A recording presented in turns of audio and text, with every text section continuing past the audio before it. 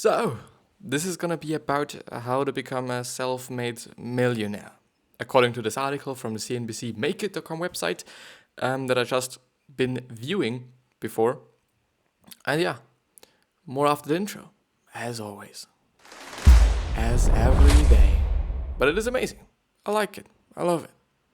And this is why I do it. And with that being said, hello and welcome back to the next episode of the Self-Development with Tactics podcast. And as you can see, there is just some sort of a cloth just in front of my quote-unquote microphone, because it is not a microphone. And it is there. I do just remember to turn off everything on my phone. It is just there so that there won't be just as many P sounds and whatever, so that everything is like a little bit, I do not want to say more consistent, but so that there are no tones or frequencies or whatever that could be really, really, really distorted and annoying, especially when you're listening to the whole experience, because sometimes like the P's and the S's, these can just really kind of hurt. And it is actually like a pop filter, if you know this, if you're kind of interested in that space. But yeah, before I actually go through this amazing article, I at least hope that it is going to be amazing, I do just want to tell you that this particular episode, so if you're on YouTube, this particular video is also available as a podcast, which means that you can listen to it, which means that you consume it by listening to it, which means that it is a way, way, way more efficient way to consume this episode, which means that you can just do something simultaneously. And this is the reason why it is more efficient,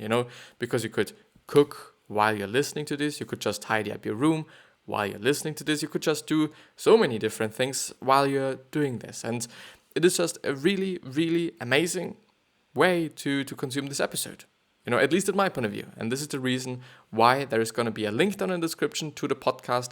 And this episode, so the audio version, which means the podcast episode, should be named exactly like this episode. So you're going to find it really, really quickly. But yeah, as I've said, we are going to talk about how to become a self-made millionaire or a millionaire, whatever.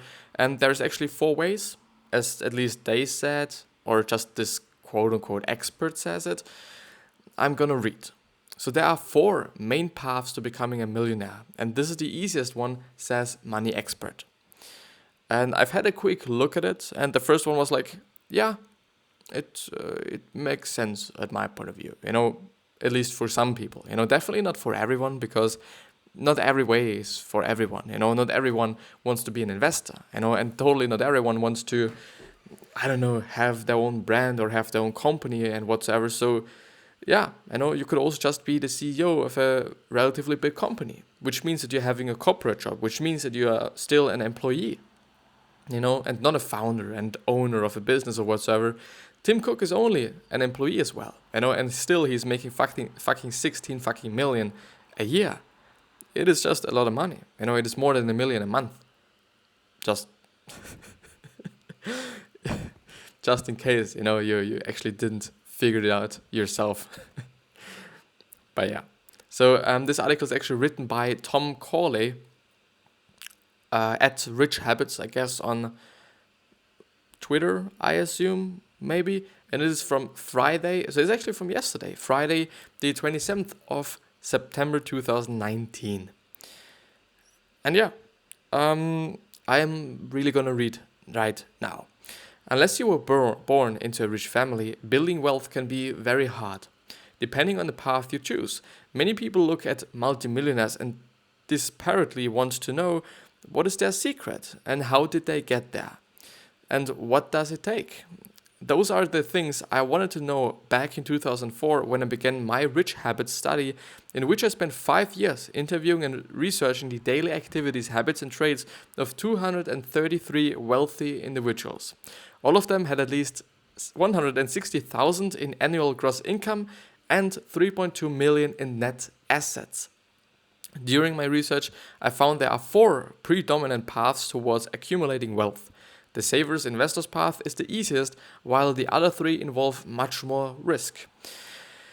And now we're gonna talk about saving and investing. And I gotta have to say, as I said before, it's totally not gonna be a path that everyone wants to choose. It's totally gonna be one that people wanna take, of course. It's gonna be good for some people, definitely not for everyone. And I think then self-awareness kicks in again, as so often. And you really have to think about what you are willing to do. If you want to be a saver and investor, because in terms of moral issues or moral thoughts, you might kind of decide that you're not going to be an investor. Because it was actually also one of the reasons why I didn't actually start to invest yet. Because the thing is, the first thing that I would have invested in was the S&P 500, which is an index fund, which means that you're basically putting your money in multiple companies, and I think the S&P 500 actually include 500 different companies, if I remember that correctly, which means that you're simultaneously investing in 500 different companies, which is an amazing thing just because you're able to invest in 500 companies, which enables you to sustain a pretty low risk, because 500 companies, and the thing is 400 of them might be in profit and 100 of them might not, and you're still going to be in profit. But if you're just only investing in one company, it is like, okay, chances are good that they're gonna make some profit, but chances are also very, very good that they're gonna just lose some money and that the stock prices are going to fall down, which means that you're gonna lose some money. So in the end, it is really not that risky as other options and as other ways to invest, I have to say. But it might not also be just one of the things that's some want to do. Some people want to have high risk and high reward, and this is more like medium risk, my point of view, medium risk and medium reward, because of course the reward might be just, it might only work out, I think, in compound interest, which means that you're just doing it over decades, so that you're accumulating your wealth through time, basically, and through investing, of course, but it takes a lot of time, and this is then the point. But yeah, let's actually see what they're saying. What they're saying you should be doing as an investor, or saver and investor, as they say.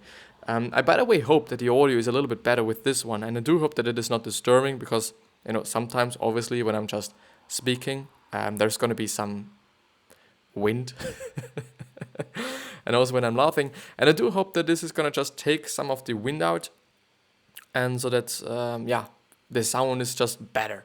Because I assume, especially for the podcast listeners, it is very disturbing if I'm laughing, because then of course there's going to be the wind sound in the microphone, or the microphone's going to pick up that sound, or this windy thing, and it's not going to be that good. It's really not going to be that good. But yeah, let's actually see what they are saying. Just less than 22% of the millionaires in my study choose to take the saver and investor path. Not only is it the easiest way to build wealth, but if you start early, it almost always guarantees a lot of money. And as I said before, it is about compound interest, which means that you're going to do it over decades. And as he also confirmed that or validated that. The saver investor in my group reached their first 1 million around their mid to late 30s and accumulated on average net worth of 3.3 million by their mid 50s. They also had 4 things in common. They typically had a middle class income. Many reached a 6-figure salary early in their career, and if they didn't, they lived very frugally. They had a low cost of living and preferred to save rather than spend lavishly. The third one is they saved 20% or more of their income. And the fourth one is they started investing their savings early in life and continued to do so prudently for many years. And again, it is gonna be validated. No matter what their day job was, this group made saving and investing part of their routine. They were constantly thinking about smart ways to grow their wealth. The Savers Investors path isn't for everyone. It requires enormous financial discipline and long-term commitment.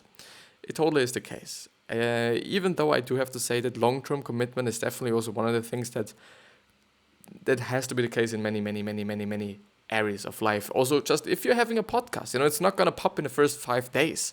Probably, unless you're actually famous and whatsoever, and just a lot of people are going to watch, then of course it is gonna pop, even in 5 days, or even in 4 days, or even maybe in 1 day, or maybe even at the day you're posting it, because you've been like, well, I'm gonna tell everyone that I'm having my podcast, and therefore a lot of people are also gonna listen and or watch if it is about a YouTube channel.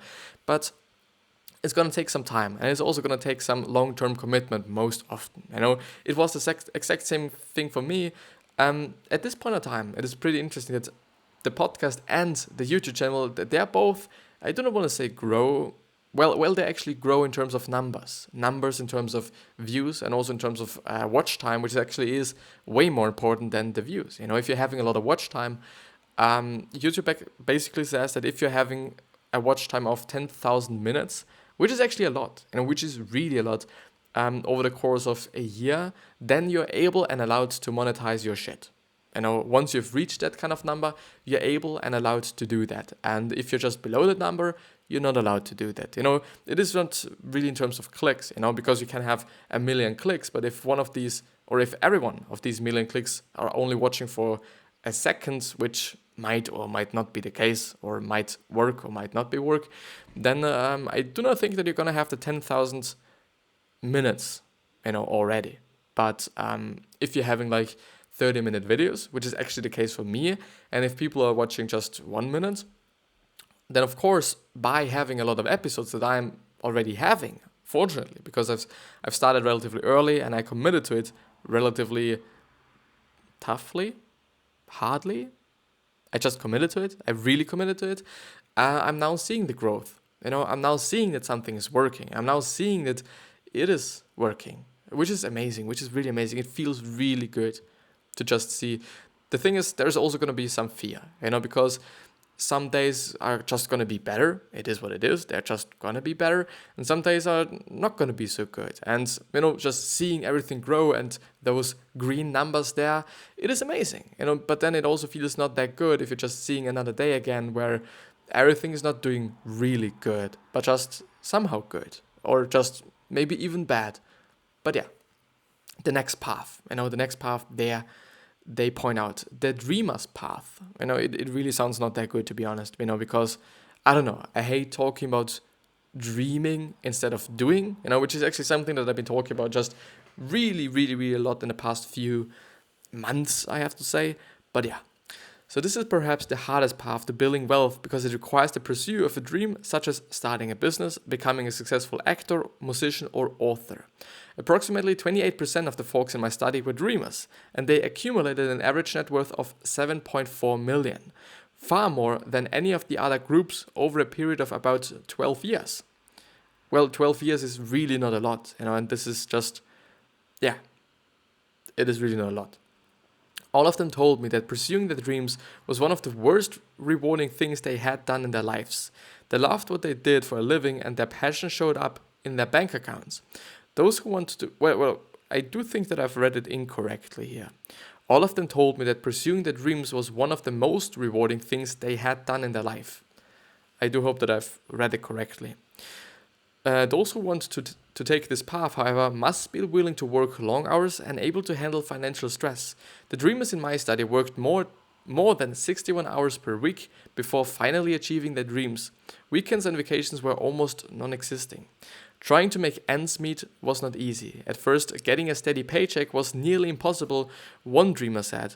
It was even hard for those who had families to support, which is definitely going to be the case, to finance their dreams. Some decided to put off buying a home, while others dipped into their retirement savings. If you're risk averse, this path may not be for you. Totally. And I do just also have to say that this is basically the path that I'm taking, isn't it? I'm having a dream of having a quote-unquote successful podcast or successful YouTube channel, or being just a successful brand as well. I do just want to have everything working. I do not want to only do the podcast. I do not want to only do the YouTube videos, and I do not only want to do the Instagram posts or the Facebook posts or whatever. I do just want to do all of them, because I like doing multiple things, and I do like just doing different things. I really hate doing one thing all the time. It is just feeling amazing. Once I can just, make some posts, then I'm going to do a video again. Maybe I'm going to even edit the video, which is going to be really rare because I do not really like to do that. It is the case. I do not really like to do that. And this is also one of the reasons why I just don't do it then. Even though it might sound like, bad, because a lot of people are editing it. But, if the person is shit that is staring in the video, the editing is still going to be basically not worth it. And also the editing is not going to make the video just enormously great. If you're just somehow of a mediocre personality inside of the video, and if you're editing it, then of course it's going to be better. Yeah, but I don't know. I really believe in the fact that editing is not just the only thing that counts, or is a way to make it better, of course, but it's not going to make some shit gold. Yeah. The third one, the company climber's path. And this is actually one of the things that I was just talking about before, I guess, in terms of, having a corporate job and Tim Cook and whatever.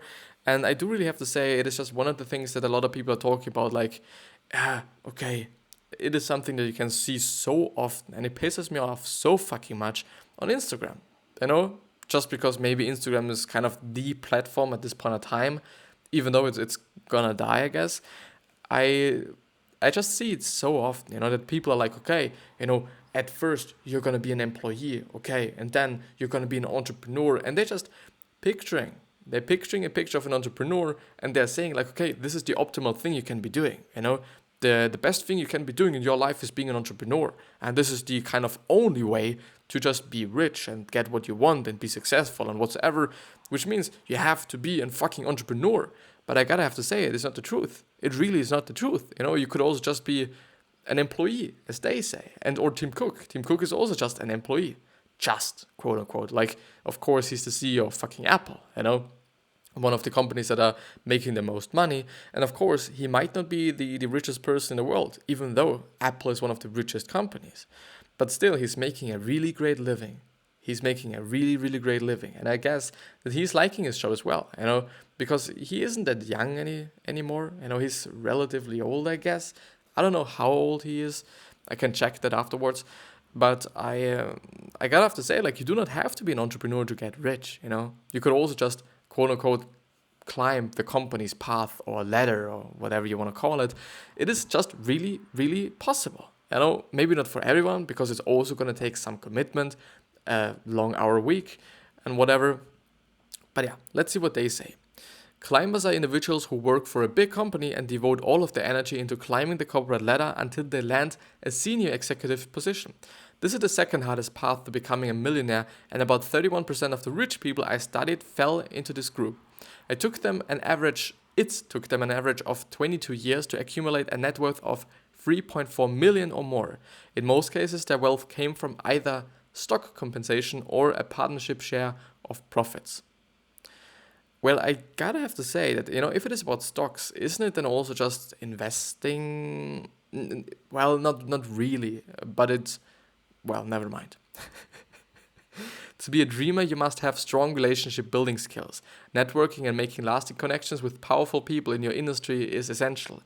Like dreamers, however, climbers also have long work hours. The ones I interviewed all arrived at the office early and left late. Many were required to travel frequently and even had to sacrifice a lot of their vacation time. Profitability is a huge factor in determining a climber's success. If their company struggles financially, their time and investment there might not be rewarded to the extent they had expected. Yeah, of course, it totally will come up to the company. But I guess, I don't know, if you're talking about Mondelez or Mondelez, whatever it is actually pronounced, I really don't know. Everybody takes or pronounces it somehow differently, I kind of assume. And or Coca-Cola, or I don't know. If you're actually in a senior position in those really big companies, Apple as well, you're just making a good living. But of course you're gonna work. And of course I do believe that you're also gonna have to work late hours or long hours, and you're gonna have to stay there relatively late. And I don't know, nothing good comes easy. And I do have to say that it is actually a good thing. I wouldn't like to just immediately have a good podcast or a successful podcast, because I've learned so incredibly much over the course of this year. It is amazing, and also my speaking skills, they just really fucking improved, Actually, to some degree, that it is actually the case that sometimes it was on today's Saturday. So on Thursday I was recording 3 episodes, which is actually kind of the most that I'm doing in a row. I'm really not able to do more than 3 episodes in a row, because of course I do just have to drink something then because my voice is getting so dry and my throat is getting so dry that it is even just, well, it is not hurting, but it is not nice, it is just not nice. Just sounded like Arnold Schwarzenegger there, but the thing is that, what did I want to say? Like, yeah, I don't know what I want to say. I don't know. Fucking hell. The last one, the virtuosus path. I don't know what this is, but we are gonna find out. We are gonna find out right now. Roughly 19% of the participants in my study chose this path. Virtuosos are among the best at what they do in their profession. They are paid a high premium for their knowledge and expertise, which sets them apart from the competition. It took the virtuosos in my study about 20 years to reach an average net worth of 4 million. Some worked in the medical field, while others worked in law. A handful either worked for a large publicly held corporations, or they were small business owners with highly profitable enterprises. Of course, virtuosos aren't necessarily born with natural intelligence. They must spend many years continuously studying and learning. Formal education, such as advanced degrees, is usually a requirement. This means investing an enormous amount of money and time before seeing any payoff at all. Not everyone has the ability to devote significant hours every day practicing their skills or the financial resources to pursue advanced degrees.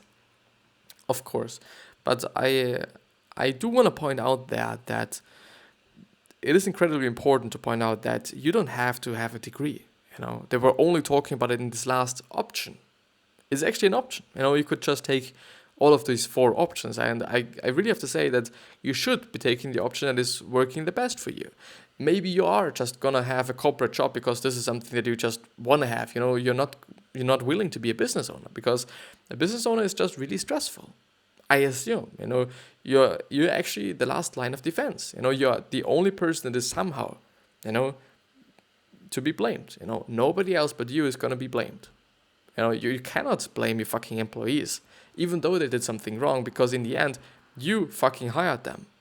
And then, yeah, in the end, it is your fault. In the really, really end, it is always your fault. And this is not going to be something that everyone likes to have. Like, of course, I can understand that. I really can. And therefore, some people are going to just use or choose the corporate job option, which is definitely okay. It is really fine. And some people are just going to take the investing and saving option, and those people that are having like issues with moral questions, maybe, because I think I actually didn't end the point there, or I wasn't actually explaining the point why I thought that. If you're actually investing in 500 companies at a time, there's also going to be one company just in those 500 or in this group of 500 that is doing really not good for humanity. Maybe there's child labor. Who knows? Who really knows? And this was actually one of the reasons why I then decided to not do that and begin that path, because I thought like, well, I don't know. I do not want to invest in a company that is just not doing good. I would like to invest in companies that are doing good and where I know that they are for sure doing good, which is, I think, I don't know, maybe I'm going to invest in startups, startups that I know, companies that I know, and I don't know. I wouldn't really like to invest and basically give money to people that are just doing some shitty things with it. But in the end, you will never know. This is the case. In the end, you will never know. Therefore, maybe investing is not going to be the thing that I want to do. But maybe it's going to be the path of having a successful podcast or having a successful business maybe as well. Maybe I'm going to do this in the future. Who knows?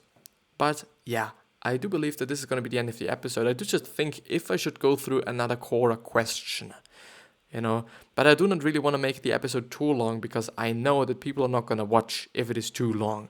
I don't know if people are going to listen, in terms of the podcast, but people do not watch if the video is way too long.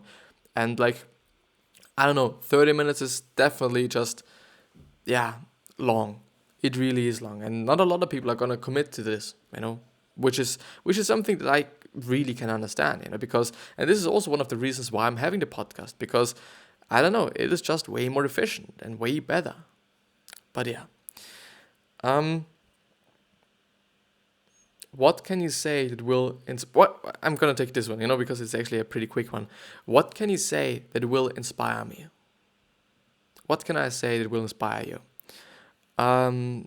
You're having one life, and having regrets in life is not gonna be a good thing, at my point of view.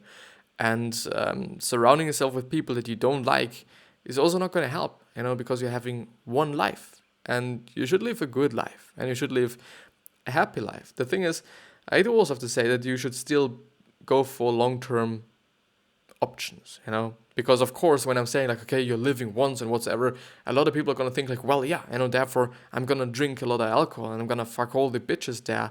No, I'm not saying that. I'm really not saying that, because it is maybe gonna make you happy in the short term, but it's definitely not gonna make you happy in the long term. I assume, at least, especially if it's just leading to a lot of health issues and whatnot, then it's definitely not gonna be a happy life in the end, So think about the short term. Of course, have good life in short term as well, But also think about the long term. Also think about,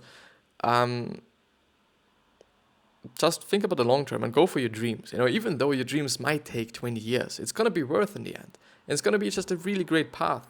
This is what I'm seeing. This might take me an additional 2 years or something until I can actually live off of it. It could be the case, but it's been a great path. It's actually been a great path up to now. It's been a really, really great journey. I liked it. I loved it. It's just amazing. It really is. So please go for your dreams. You're living once, and still go for the long term. Yeah. And be grateful for what you're having. Like, I don't know. Especially when you're living in a first world country, it's just having so many things. So many things and so much a lot of people could dream of, or are only dreaming of. A lot of people in just low developed countries or less developed countries, they're really not having a lot of things. They might not even have water, clean water, and we're all having that in our just first world countries. And still, a lot of people are they're kind of complaining about their fucking grades. Them having bad grades when they're just living in a fucking country that is just having everything and is providing to them everything, and they are having everything. So please think about it. Life is amazing. But yeah, with that being said, I wish you the best health, happiness, and also success. And I also hope that you're going to remind us of honor you're going to be remembered, which means your legacy, which means by being nice and then being remembered as just a nice person, the problem there is that there's still going to be somebody that dislikes you, even though you're the most generous, nicest, kindest person on this fucking planet. There's still going to be somebody that dislikes you or even hates you. And I do just want you to think about that. And 3 other questions that I hope that you're going to think about and also going to ask yourself are, what are you trying to change? Why are you here? And the last one, what is bothering you the most? And I do hope that these 3 questions might lead you to figuring out your purpose and might lead you to just figure out what you should be doing with your life, in your life, because it is just a really important thing. But with that being said, I see you the next time. So subscribe to the podcast, subscribe to the YouTube video, because I want to see you and I want you to stick around. And if you do not want to lose out on any information, on any value, then it would be also a pretty good idea to do so. But yeah, I hope I see you the next time.